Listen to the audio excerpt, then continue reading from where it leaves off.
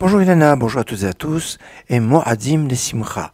Ce soir, nous serons le 7e jour de Sukkot, le jour de Hoshana Rabbah, le grand sauvetage. Un jour où on doit multiplier la prière et l'étude. La prière et l'étude toute la nuit. C'est le 21e jour du mois de Tishri. 21, c'est le numérique du nom de Dieu. Quand Moshe avait demandé à Dieu, au moment de la sortie d'Égypte, et s'il me demande quel est ton nom, Dieu a dit, Eki Asher Eki, je suis celui qui sera. 21 numérique 21. C'est le 26e jour depuis le début de la création du monde, qui était le 25 Elul. Et le jour de Hoshana Rabbah, c'est le 26e jour depuis le début de la création de la lumière.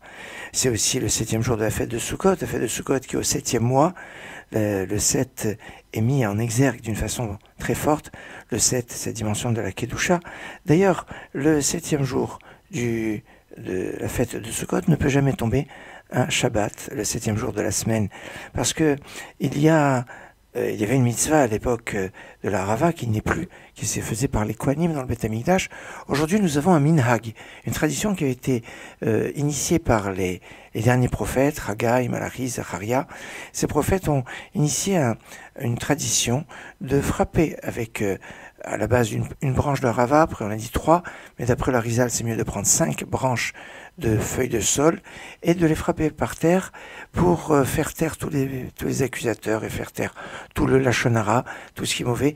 Ça se fait à l'issue de la prière de Hoshana Rabbah le matin. Mais avant d'arriver au matin, il y a toute la nuit qui est une nuit d'études remarquable parce que le jour de Hoshana Rabbah, c'est le 7e jour de Sukkot, le jour où le Ushpizeh Yoma, l'invité de Marc, c'est le roi David, et le roi David dormait très très peu. Et donc le jour où il est l'invité d'honneur, on dort très très peu. D'ailleurs, ce qui se fait pendant cette veillée, c'est surtout 2 points. Le premier, le livre de Mishneh Torah, c'est-à-dire le livre de Devarim, cinquième livre de la Torah.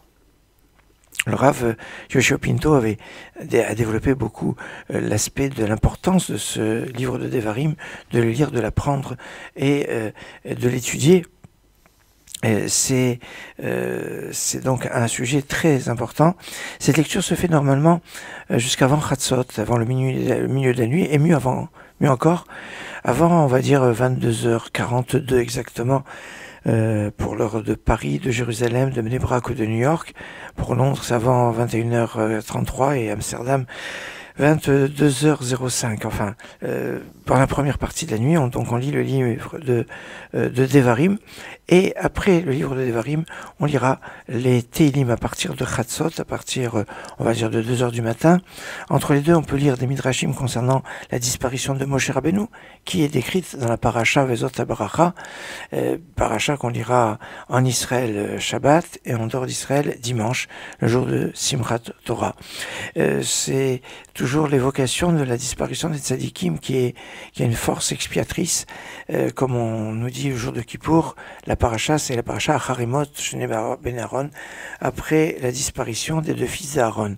Et on va donc lire l'ensemble de tous les Teilim avant le petit matin, qu'on partagera en 7. Alors pas, le livre de Teilim est partagé en 5 livres, et on peut le partager en 7 portions en fonction des jours de la semaine.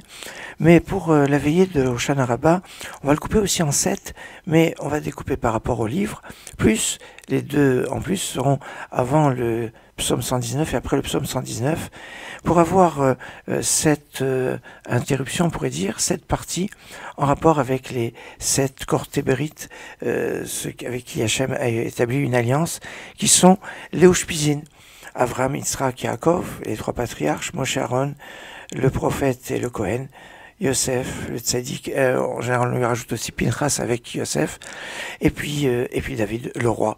Et entre chacune de ces livres, chacun de ces livres, on fait Rahman et Kankaim, mais alors on dit pas Vayavor, les 13 attributs divine miséricorde, parce que c'est la fête, on dit Shema Israël, Okenu Shema Shemaim, ce qui ponctue les slichot pendant Kippour, pendant tous les jours qui vont de Rosh Chodesh Elul jusqu'à Kippour. Et il y a donc une importance d'habiter cette soirée de Hoshana Rabbah, surtout avec de l'étude de la prière. La liaison de l'étude de la prière, c'est la lecture des Tehillim, qui vaut toutes les deux parties. Moadim Simcha, Gemar Hatzima Tova.